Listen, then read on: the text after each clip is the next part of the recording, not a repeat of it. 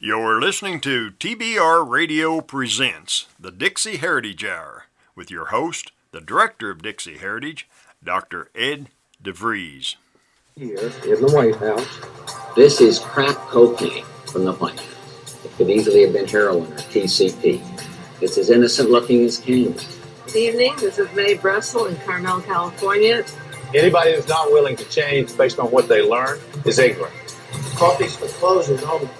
I think we're giving it enough. Go on to Chicago and let's win there.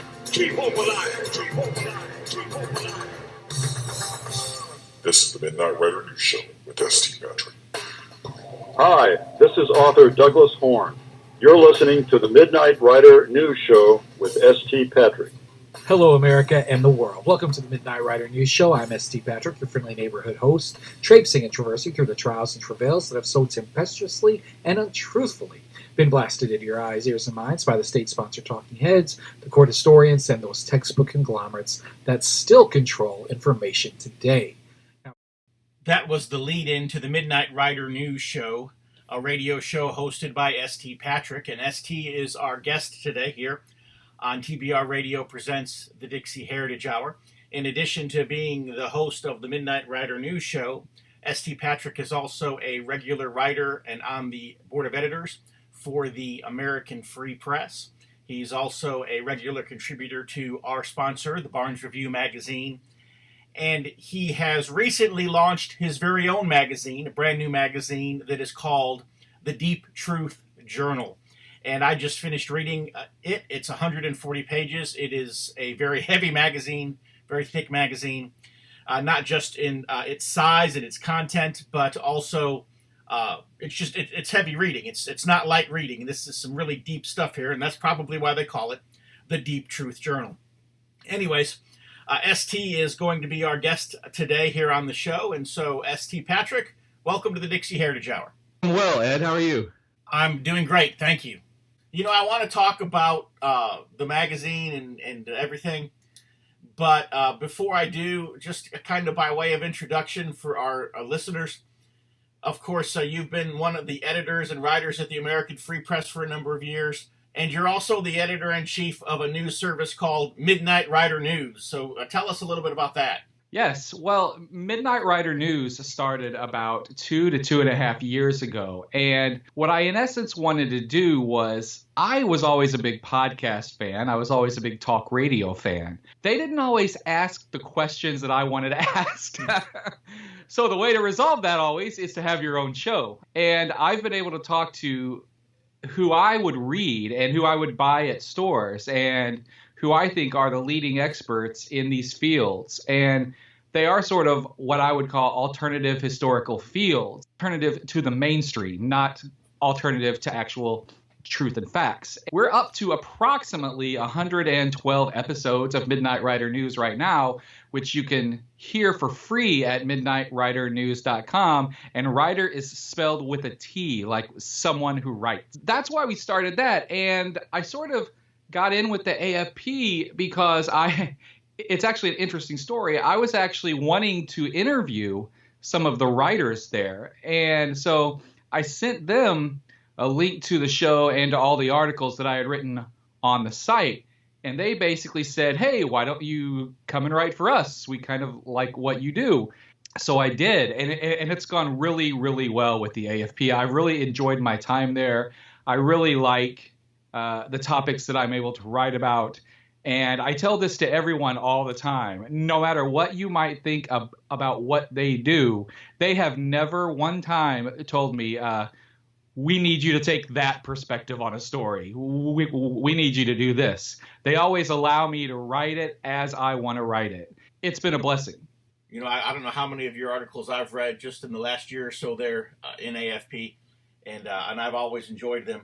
You know, last year I wrote a lot more for AFP than I have this year, mainly just because I had more time last year.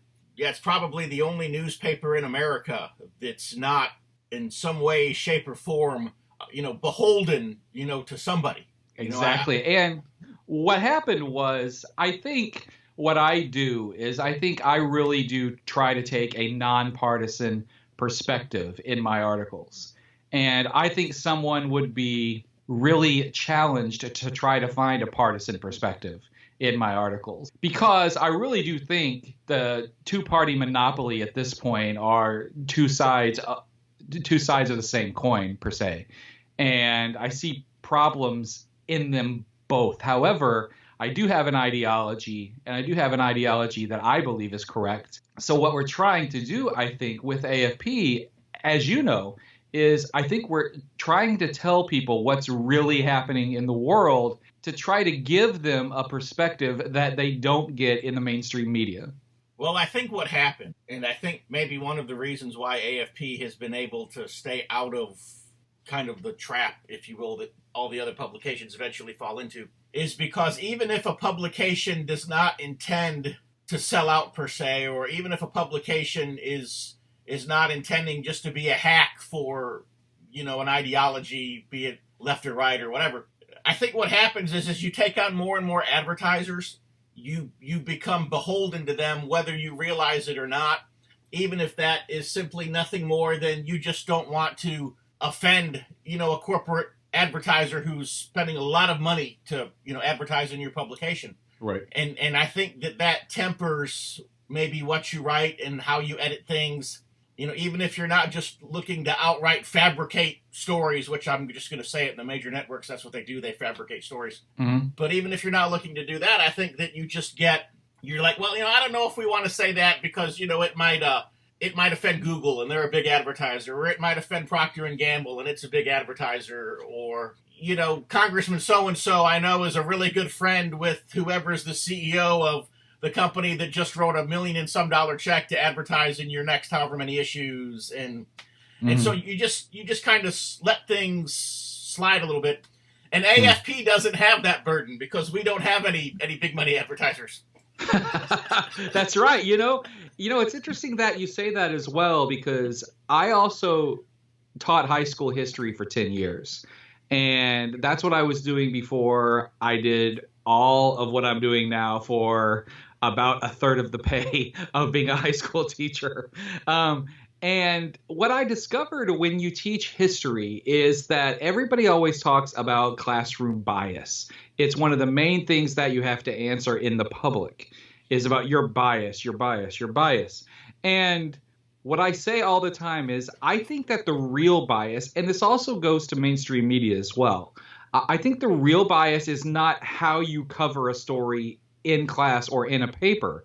The real bias is what you decide not to cover. And by the things that you leave out, that's the real bias. That's what's really happening. When you leave out what I would call key stories or key people or key topics in the mainstream media, as you just explained, because of your advertisers, I think that's the real bias that's happening. You've said a little bit about how you were a high school history teacher, and of course, we've talked about how you've written for the Midnight Rider News Service and the American Free Press. Just kind of give us a little bit of your credentials journalistically. Well, when I was in college in Missouri, I decided that I was going to be a journalist when I was 18 years old. So I went into journalism, and I was a semester from graduating with a BA in mass comm with a specialty in journalism. And what ended up happening was I had decided at that point that do I really want to write for my entire life about the local Elks meeting? Do I really want to write about the fireman who got the cat out of the tree? And I didn't want to do that at all. I have no desire to do that. I wanted to write about big, important things. And I wanted to write about history. I wanted to write about politics. So being a semester away, I went ahead and got the BA, and I went into education for 2 more years. So I have a BA in journalism, I have a BS in education, and I have a minor in poli-sci, in politics. And but I went into education, and I didn't go into journalism, though I would always sort of write on the side. And about 10 years after being in education, I loved education. I loved the classroom environment. I loved everything about it, especially in high schools. It is not as bad as everybody makes it sound right now. The kids are actually fantastic, or they were at that time, 3 or 4 years ago. So what I decided, though, was if I was ever going to sort of follow the dream of working at a paper and working on my own magazine and working on my own show and my own website, I was going to have to do it now while I was still at an age where I could. I was actually trained in journalism and education, and so I did spend 10 years in education, and I'm now focusing almost exclusively on journalism. As I'm looking here at this first issue of the Deep Truth Journal, and obviously a lot of these articles, especially when they're dealing with things that happened many years ago, like the JFK assassination, not the kind of thing that would be written, say, in a regular issue of the American Free Press, which is dealing more with current news and events, as opposed to just, say, writing an article and putting it in the Barnes Review. Why come out with a whole new magazine? Well, I think what we also wanted to do, and I think the Barnes Review does a fine job in what the Barnes Review is doing. I think Paul is excellent. And I think all the writers really work hard. And by the way, I'm going to guess by looking at this magazine that Paul was your graphic designer? Yes, Paul designed that issue. Yes, he did. And he did a fine job with it, by the way, as well. He's excellent. He's just absolutely so talented. But what we really wanted to do was, I knew a lot of the people in the JFK world. I know a lot of the people in the Watergate research world. And those are my sort of two topics that I enjoy the most. But what we were doing was, I hate the word pro-conspiracy. I don't like the phrase at all. What we wanted to sort of do was tell these stories from a pro-conspiratorial perspective, but from people who absolutely view it from an academic standpoint and from some of the most popular writers in the field. Sometimes I think you have to start a new magazine to sort of have that perspective come across. There's no one in that magazine, in the first issue of Deep Truth Journal, there's no one who I can say comes into it with some sort of partisan bias either. They absolutely have been on the case. Almost everyone who wrote for issue 1 has been on the case of the topic that they write about for at least 20 years. So you're talking about experts in the field as well. Right.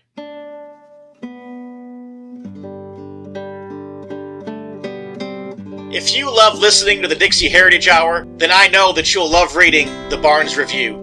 The Barnes Review is one of my favorite magazines. I began reading the Barnes Review long before they became a sponsor here on the program. In the Barnes Review, you will read vignettes of man, from the prehistoric to the very recent, from forgotten races and civilizations to first-person accounts of World War II and the late Cold War.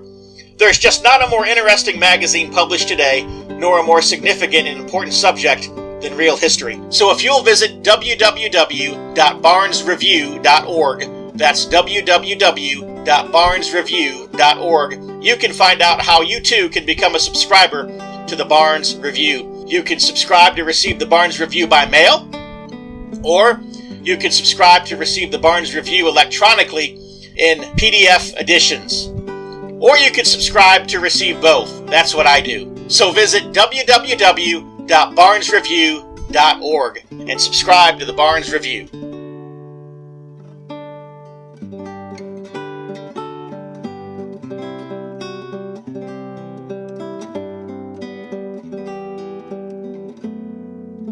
One of the first articles, at least the first one that really caught my attention, was written by Joseph Green, and it was Why the State Hates Conspiracy. Yes. Joe's fantastic. Well, kind of explain that a little bit.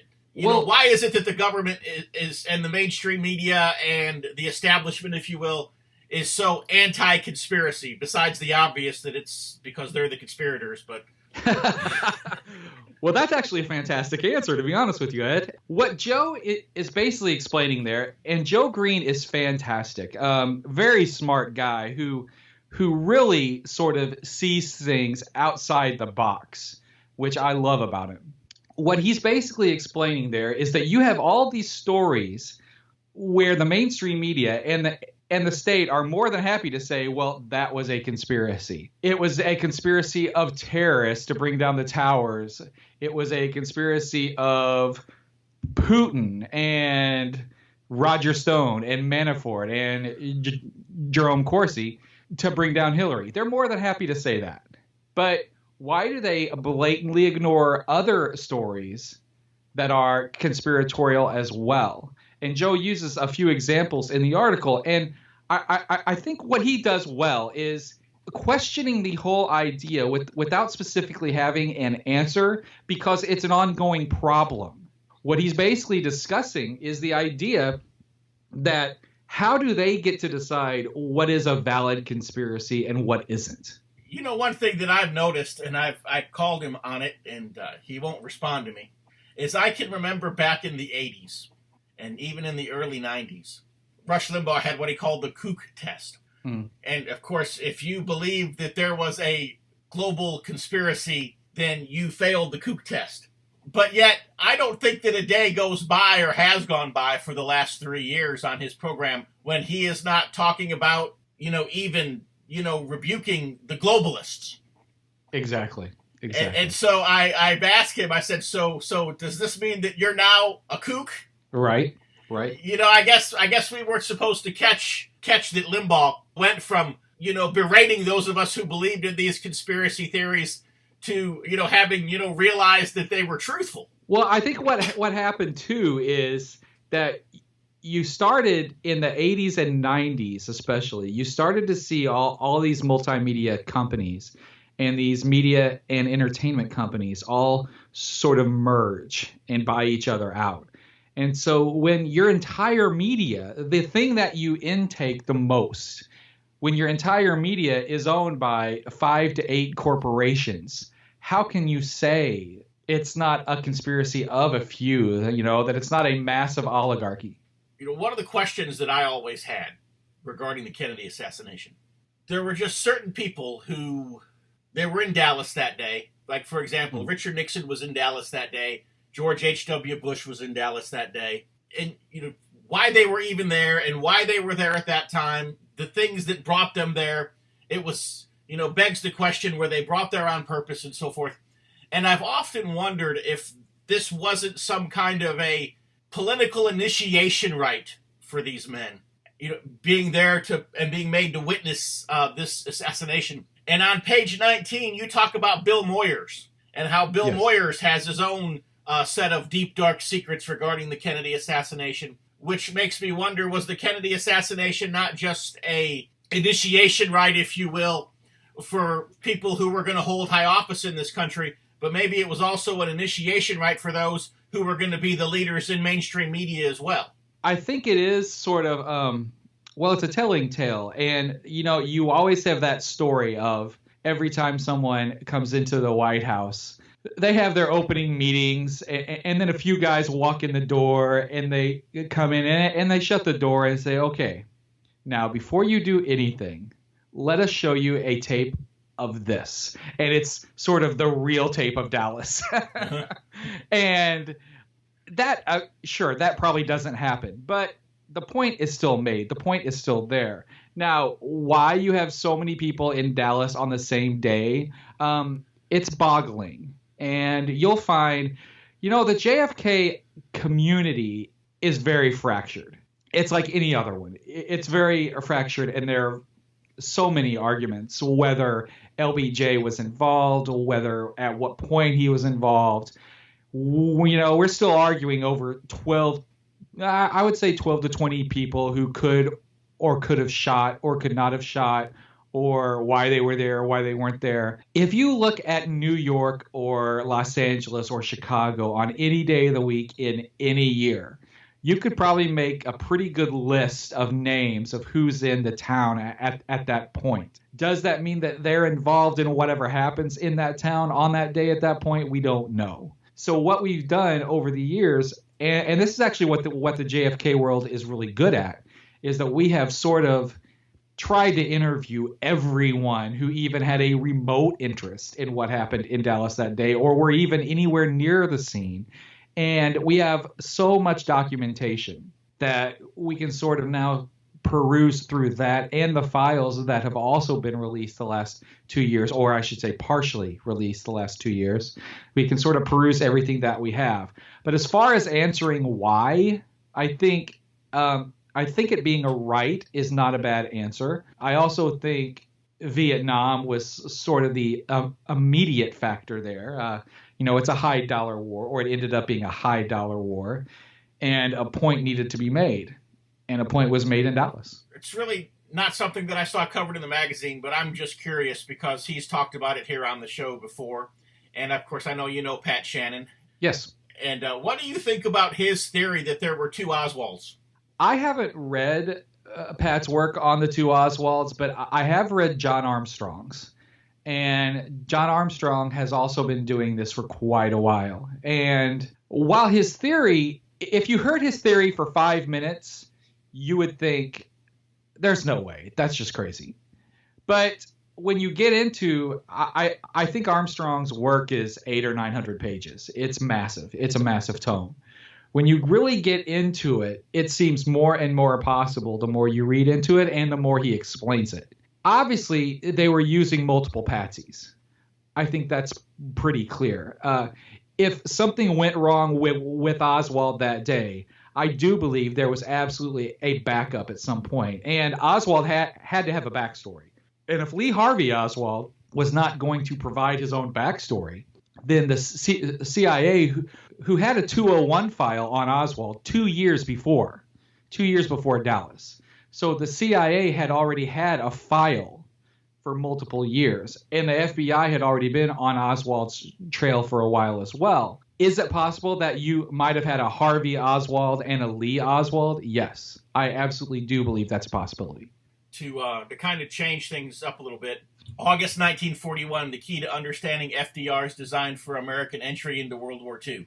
That article is written by Douglas Horne, who was actually on the ARRB, which was set up by the JFK Act in 1992 to go through the documents. After Oliver Stone's JFK had come out in 1991, there was a big push to release the documents. And so the government set up the ARRB as a board to sort of go through those documents. Well, Doug Horne was actually on that board. And so he's written a 5-volume set about JFK and the documents. But a couple of years ago, he also became extremely interested in the topic of Pearl Harbor. And so he's written a pretty large 2-volume set on Pearl Harbor as well. And he believes FDR absolutely had foreknowledge. At the very least, we now have a document which you can see a few pages after that. It takes up the entire page. We now have a document from the Japanese ambassador to Berlin to the Tokyo office, stating that he was told that if the Japanese get into a conflict with the U.S., that Germany would come into the war and declare war on the U.S. So his whole idea, what Horne shows, I think, technically and perfectly throughout this long article, is that FDR absolutely had a desire to get into the war with the Germans. And so he sort of used the Japanese. He sort of drew the Japanese into Pearl Harbor as a means by which to get into the war in Europe. And that document, I think, is proof that that's the case. Now, that document was found for the first time about 35 years ago. It was just sort of rediscovered a few years back, and I think it's vital in the understanding of the Pearl Harbor story. And so then after that, of course, you jump to a very recent conspiracy, and that was July 10th, 2016, with the murder of Seth Rich. Well, that's interesting. We definitely wanted to have a couple stories in there that we felt like were somewhat modern, because we wanted to show that things are still occurring, that things are still happening. Now, the Rich story fascinates me. The reason it does is because the whole Russiagate story seems like it's falling apart. And let me remind everyone what the Russiagate story is. Russiagate started as this, that the Trump campaign colluded with Russian hackers to steal DNC emails for the purpose of winning the 2016 presidential race. If you can prove that those things are not true, that any of those things are not true, that the Trump campaign did not collude with Russian hackers to steal DNC emails, you basically have no story. And so you can't sort of expand the story. You can't sort of widen the net to make a story. That's the story. And if that story isn't true, you have no story. So then when Rich gets murdered, especially, he worked in technology at the DNC, and he was not a Hillary supporter at all. He was a Bernie Sanders supporter. There is good reason to think that Rich is the one who leaked the DNC emails to Julian Assange and his people, and therefore he was killed because of it. A lot of the mainstream media does not want to believe that. But as you can see in the article, when someone goes through it, and they should, you should absolutely buy this magazine, because the amount of information contained within its covers is amazing. There are hardly no ads and a lot of content. So when you go through and read all of the perspectives, and that's what we decided to do with that one, it's laid out unlike the others in that we sort of take pieces of the story and explain all of these pieces from all of these angles. And you can see that there's a much more important story in the Rich murder rather than the idea that the Trump campaign colluded with Russian hackers to steal the emails. When you're dealing with something like, say, the Kennedy assassination, and obviously here just recently, President Trump basically could have opened up all of those files, and instead he chose to reseal them. And I'm not for sure why he did that. Obviously, probably because there was something in there that would embarrass somebody that he didn't want to see embarrassed. You know, George W. Bush could be embarrassed, or his brother or somebody in their family could be embarrassed if those files reveal that his father had more than a observers or eyewitnesses involvement to that assassination. The same with President Nixon's family, and some people who are still politically associated with Nixon may find it embarrassing to find out that, you know, if he had an involvement there. You know, Ted Cruz potentially could be embarrassed by something if his father was involved in the assassination, like was implied during the presidential debates in 2016 and so forth. But all of the people who are probably indictable in the matter are dead.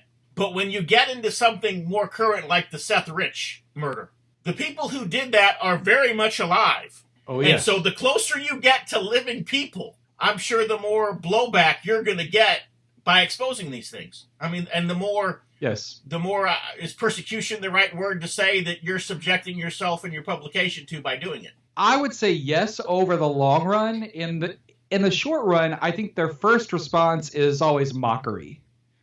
I think the first thing that they try to do is to call you a conspiracist, a conspiracy theorist, a wacko, a kook, as you explained earlier.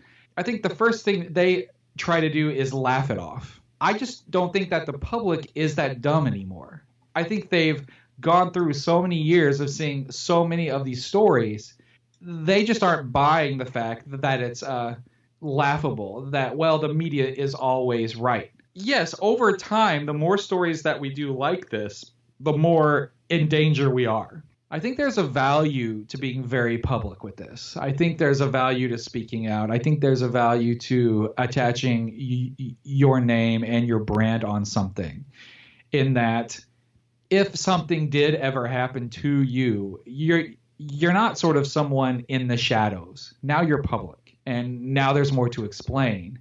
So am I worried about danger? No. But I also don't enjoy the mockery either. But that comes along with it, and we all know that. We all know that from the beginning. But everything that we found in the magazine, which is so why it, that's the reason why we use endnotes, and that's the reason why we require the writers who are going to do longer articles to supply endnotes with their pieces as well, because we definitely want everyone out there to be able to go check the sources. Extra, read all about it. If you're like me, and I'll bet you are because you're listening to the Dixie Heritage Hour, you like to be on the cutting edge of honest news and accurate information. 26 times a year, the American Free Press newspaper can be delivered to your door, packed with the kind of uncensored news that I know you're going to appreciate. AFP covers the stories and tells the truth that the lamestream media is frankly scared to touch. And AFP offers real, on-the-scene reporting and commentary, the likes of which you will never see in the Washington Post, the New York Times, ABC, NBC, CBS, CNN, or just about any other lamestream news source that you can think of. That's right, there's only one national populist news weekly staffed by an unsurpassed team of veteran investigative journalists who will dare to rip the veil off of many of the major news stories that are being censored and suppressed, and that's the American Free Press. AFP publishes exciting, in-depth, uncensored news and information that's grassroots and patriotic, information that Americans need to know in order to combat the growing police state. AFP stands firmly against the New World Order and against those who are working to establish a global plantation under the rule of a powerful few. In short, AFP is your voice. If you have any doubt why they want to silence AFP, you must be relying on the lamestream media for your news, and folks, that's a big mistake. If you're ever dissatisfied with your subscription to the American Free Press, their guarantee is that you just drop them an email and they will gladly refund the unused portion of your subscription. So what are you waiting for? Visit www.americanfreepress.net. Once again, www.americanfreepress.net. And find out about the American Free Press. Do it today. Extra, extra, read all about it. You know, another person that you hit on who is still a living person and who is still very much active in the political goings-on in the world. You know, he still attends the Bilderberger meetings, and was it, I believe, Barack Obama, it was said, got a telephone call from him almost every day. And that is Henry Kissinger.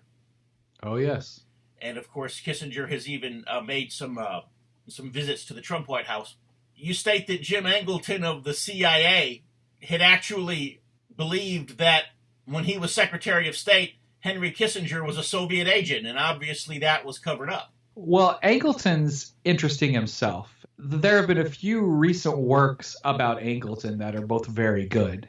What I would say about Angleton was he's a bit of an enigma himself. He was always on this hunt to rat out a mole in the agency. A lot of people think the mole happened to be Jim Angleton.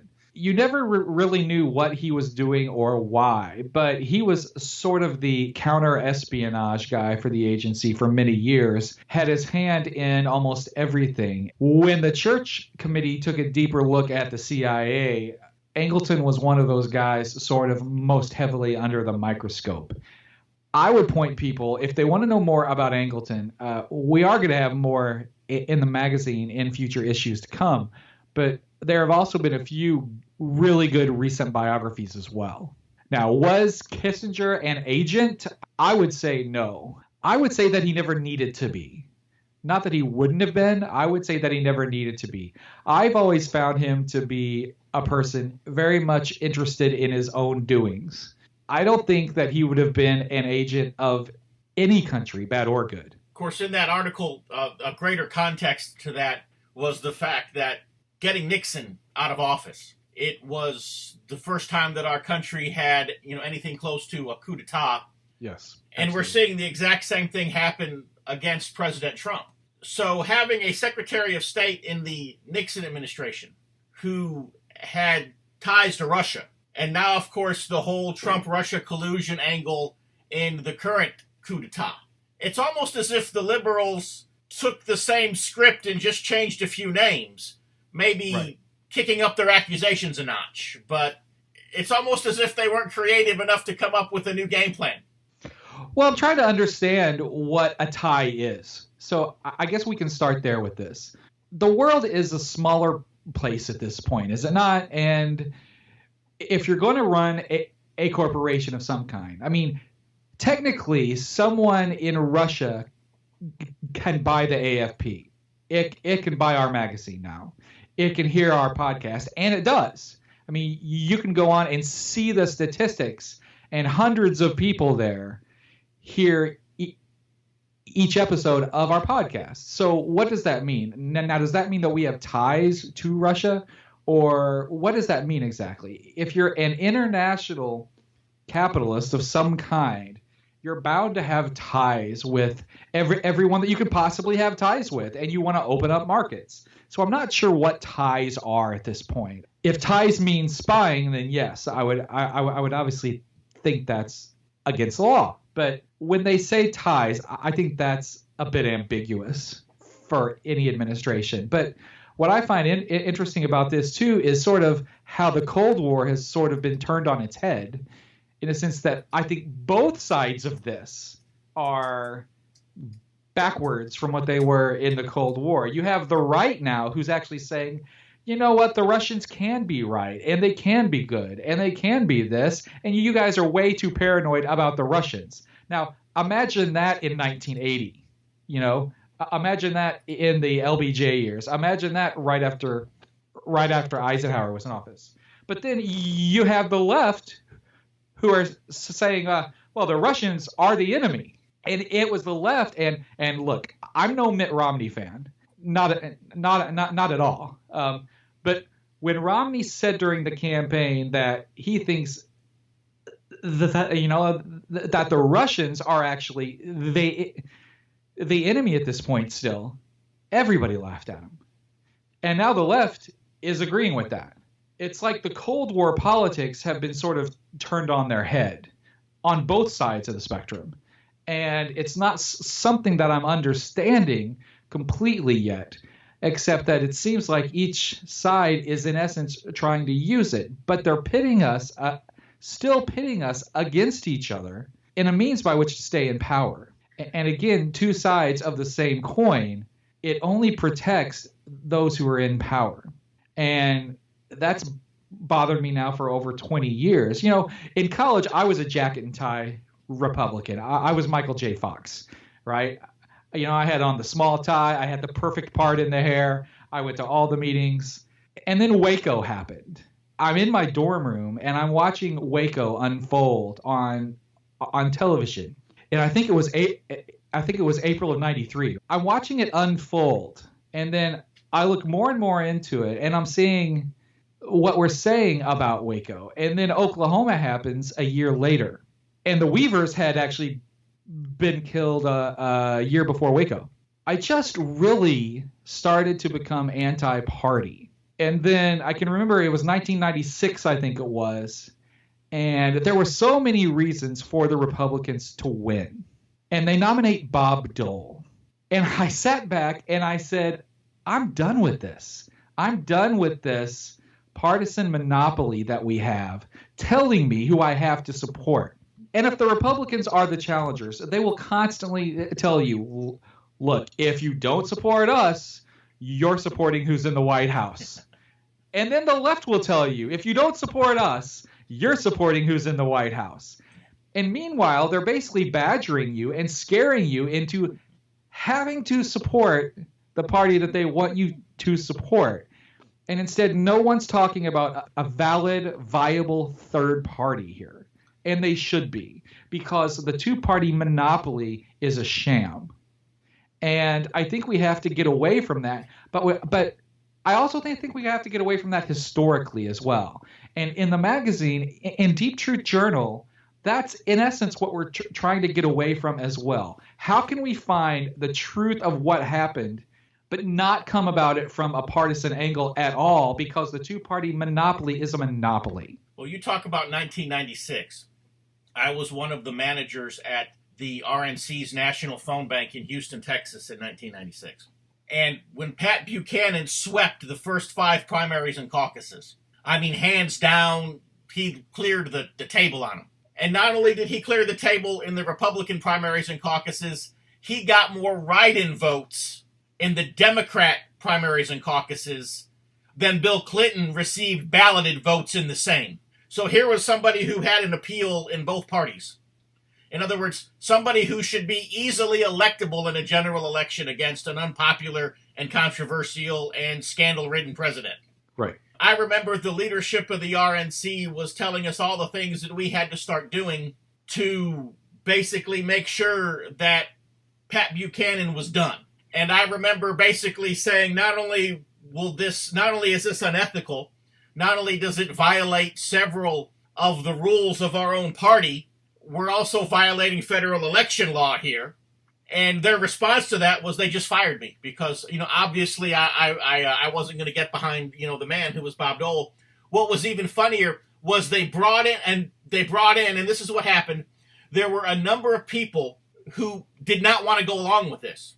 And we were all replaced with Democrat operatives. In other words, they called over to the DNC and they brought over people to replace us. And so the people running the phone bank and the people running the surveys and the people who were doing a lot of the legwork within the RNC, the paid employees, they weren't even Republicans. They were Democrats who agreed to take the job because they knew that Bob Dole was unelectable and would guarantee Bill Clinton's reelection.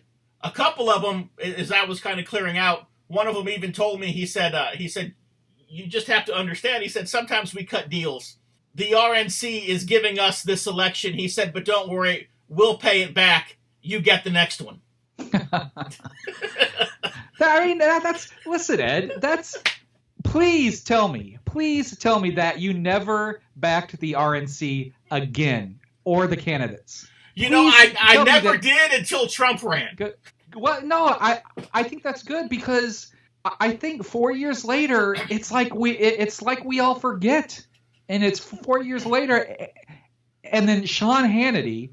I'll be honest, I am no Sean Hannity fan because I think he's a lightweight, but he is point number one of trying to scare the Republicans into supporting Republicans. And he always will pull it's the most consequential race in our lifetime. But it has been every year since 92. When is it not? And then the Republicans will say, well, I've got to vote for this one. I don't like this one because I can't support Obama again. I can't support Bill Clinton again. And then Alan Colmes of the world will tell his people, well, you can't support Trump again. It's the most consequential race in our lifetime. It's going to be again in 4 years. I promise you that. And then 4 years after that. And then 4 years after that. What happens where we as the American people finally stand up and say, look, neither of these parties are supportive of us. Why are we supportive of them? The North Carolina Heritage Political Action Committee was organized by concerned citizens of North Carolina in 2015 in response to the increased attacks on North Carolina's history and heritage. The North Carolina Heritage PAC supports state and local candidates for public office who pledge and show their support for the protection of Confederate memorials and the preservation of all of North Carolina's history. We all know that Confederate memorials and symbols are the easy targets and that the end game of our leftist enemies is to erase and rewrite all of history, from the colonies to the War on Terror. If we fight them for our state's rich Confederate history and heritage, we may be able to stop them from their mission of total destruction. Join the North Carolina Heritage PAC now by visiting ncheritagepac.org. Once again, that is www.ncheritagepac.org.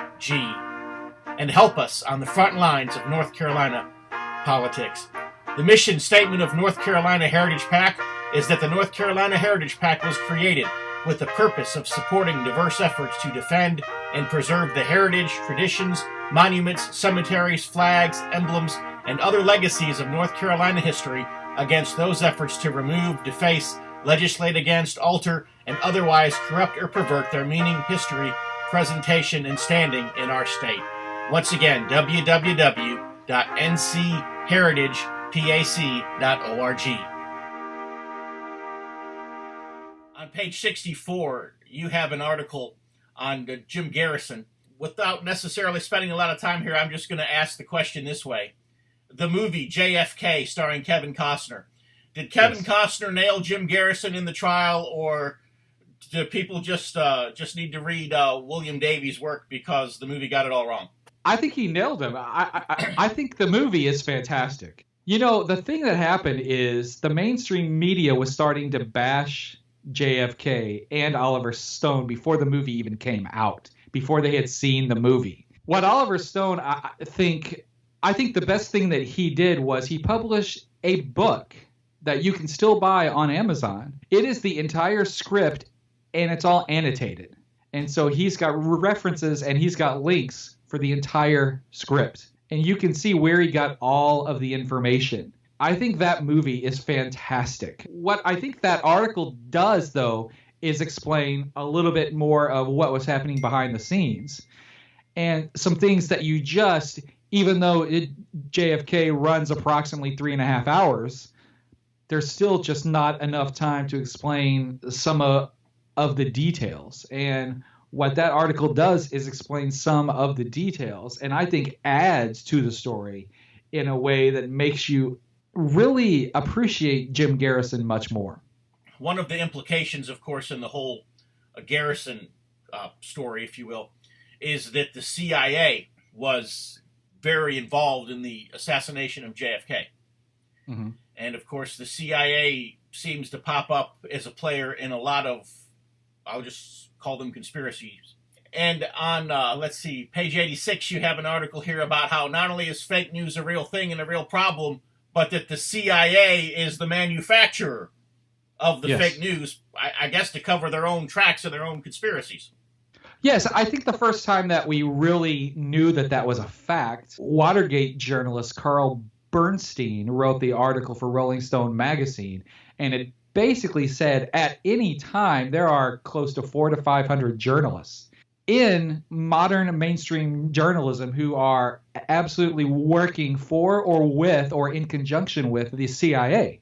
And for Carl Bernstein to come out and say that in Rolling Stone just a few years after Watergate, I think was very important. But we also know that, you know, multiple magazines, Time, Life, Reader's Digest, the agency was always heavily involved.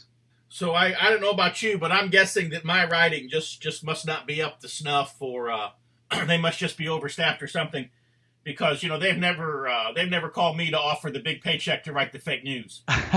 No, me either. But I'm guessing we don't quite have the readership that you know, the Washington Post might have. I think the Washington Post especially is almost home base, you know, for the agency. I really do. Always has been. Right. So does that mean that Jeff Bezos is really a CIA operative? Let's just say I have no evidence of that. But I think when you get to a certain point, if you don't cooperate, I think you'll have more problems. Right.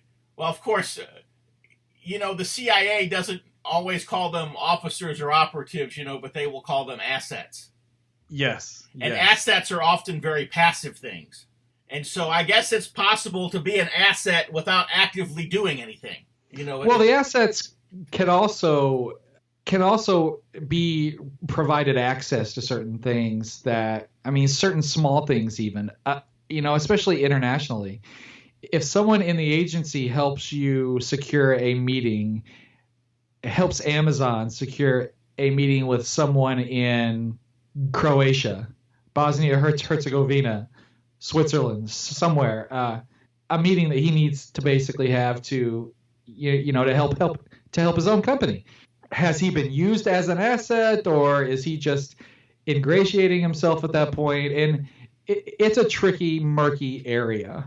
I think there's always sort of a tit for tat there when that occurs. You open the doors to agency influence at that point. And, of course, one thing that I think would be very interesting to a lot of our listeners, simply because we have so many Southerners in our listening audience, is the article that appears on Abraham Lincoln, basically that you have traced the evolution of the modern police state back to Abraham Lincoln. Yes, well, the author of that article is Donald Jeffries, who now writes for the AFP as well. So he's an AFP journalist that everybody out there is going to recognize, and he does excellent work. And what he does, he also challenges everyone and everything in a nonpartisan way. And he's looked at Lincoln for years now, and to sort of do the anti-Lincoln story has been sort of in vogue for 20 or 30 years. And I think that's a good thing. And I say that as an Illinoisan, by the way, who is in Lincoln's home state for the most part. We were always taught in schools, you know, that Lincoln was the greatest. I can't say that he didn't do some really good things. I can't say that he didn't do some really bad things. But I think it's important. I think what Deep Truth Journal has to do is to challenge the mainstream establishment. What we're trying to do is to challenge the historical establishment and the textbook conglomerates that control information today. if we just wrote a puff piece about Abraham Lincoln, then we're basically going along with the historical establishment and the textbook conglomerates that control information today. But what he tries to do in that article is to show some of the fraud that was occurring at the time. He does draw it back. He does draw it back to Abraham Lincoln specifically, and he's about to release a new book, actually, that is going to look at some of the conspiracies that have occurred before JFK. And Lincoln, as I understand, is a big part of that book. So that's going to be interesting as well. And then you go back to the modern, to the more current again, and there's an article by John Potash, The Democracy Illusion, Keeping Donald Trump Compliant with the Pro-War Corporate Agenda. And, you talk about how, of course, the whole deep state conspired against Bernie Sanders, conspired against Donald Trump, during the election to keep them from getting into office. But now that Trump is in office, and of course Bernie Sanders is still in the Senate, the same deep state is basically manipulating them and manipulating the whole process of our so-called democracy so that they will perpetuate the very things that they were running against and that conspired against them. Well, absolutely. And I think John Potash has also really done a great job in explaining this. Our deep state, it has no party. It has no interest other than its own interest, its own entrenchment of power. And it goes after people in both parties as well. And what we basically saw was Trump being sort of fighting it during the whole campaign, and popularly fighting it the whole campaign, that made him almost a populist rather than being a Republican. But his appointments while he's been in office, to me, have been troubling almost the entire way through. It's hard to believe that they have not been chosen, or at least, I guess, influenced by the deep state to some point. And so we have to wonder at this point, is Trump really fighting them, or is he complying? And I've heard some people speculate that what the deep state really wanted is Mike Pence, was to have Mike Pence in power. And the way to do that is to somehow get Trump into the White House and then bring him down after he is. That would be the way to get Pence in power, because Pence could never have won by himself. And you can see this the whole way through. You could see this in 1980. Reagan, he defeats Carter, and 2 months after, he ends up shot. You can see this with JFK. You can see this all the way down the line. Some might even say also you can see this with Dwight Eisenhower. Who they get into power is not necessarily who they want in power. And I think that's the point that John Potash is also trying to make. Well, that begs another question then, because Richard Nixon was Eisenhower's vice president. Exactly. So why did they want Nixon in power and then wanted him out of power? I mean, obviously Nixon. Well, I think he was going to. I think they absolutely believed, especially after the Alger Hiss case and all of that, that he was going to be an all-star of the deep state. And then more than anyone in the 1900s, I think he gets into power and he fights the deep state. I think that was very surprising, to be honest with you.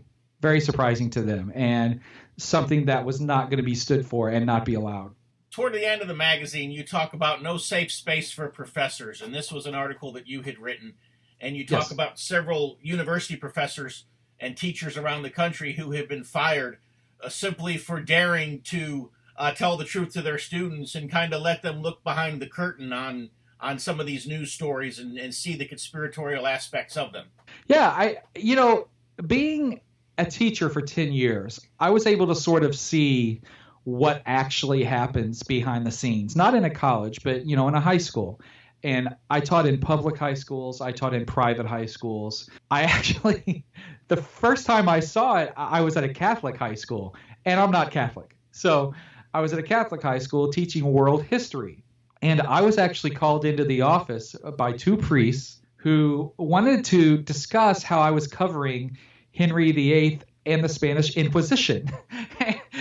And I explained how I saw it. And, they said, well, the church has a few problems with that perspective. And I said, well, but I think that's the accurate perspective, and I really do want to stay with that. And that was my last year at that Catholic school by my choice. Right. And so, but on college campuses, which are supposed to be the marketplaces of ideas all across the spectrum, the marketplace of ideas where free thought is supposed to be appreciated, you have these instructors on both ends of the political spectrum who are being fired for what they say or what they talk about or what they believe. In every case I talked about in the article, I believe it's been wrong. I don't care if the person is what side of the spectrum he or she's on. It matters not. Well, the magazine that you've put out here, the Deep Truth Journal, it's 140 pages, so it is not a light magazine. No, it is not. And we definitely wanted, what we told the writers was, the very least we would like to go on the full-length features are 3,000 words. That's the least. I think the Jim Garrison article tops out at around 8,000 words.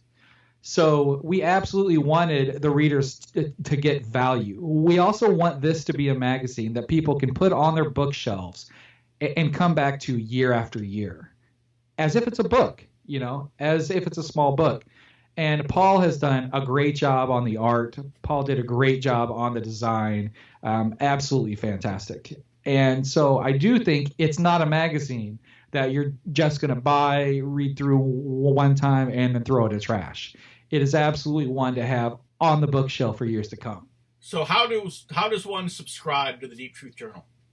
Well, we aren't doing subscriptions right now because subscriptions are very hard to keep track of. And we didn't know how it would do, to be honest with you, but it's done very well, I hear. We're actually working on issue 2 right now. You can go to the AFP website, AmericanFreePress.net, and then hit the store tab, and you can buy Deep Truth Journal there. We also have it up on Alibris.com. That's ALIBRIS.com, where you can also search for Deep Truth Journal there. And if anybody has any questions out there and would like to know how they could order it or they didn't have a chance to write this down, you can also email me personally at deeptruthjournal@gmail.com. And I will send you a link to buy it. And if there's anything that you'd like to ask about the magazine, I can do that as well. Okay, so is there anything about the magazine that you want to let us know that maybe I didn't think to ask about? Or not really. I think we covered it very well. I think if what you're expecting is a part 2 of the Barnes review, I don't think that's what the magazine is. I think we cover other topics. What I tried to do is to gather writers from all across the spectrum who are just really respected in their fields. And the Barnes Review does a really good job of covering certain aspects of our history that are usually not covered at all. But I think Deep Truth Journal is its own magazine. So when does your next issue come out? What we're doing right now is we're gathering the work.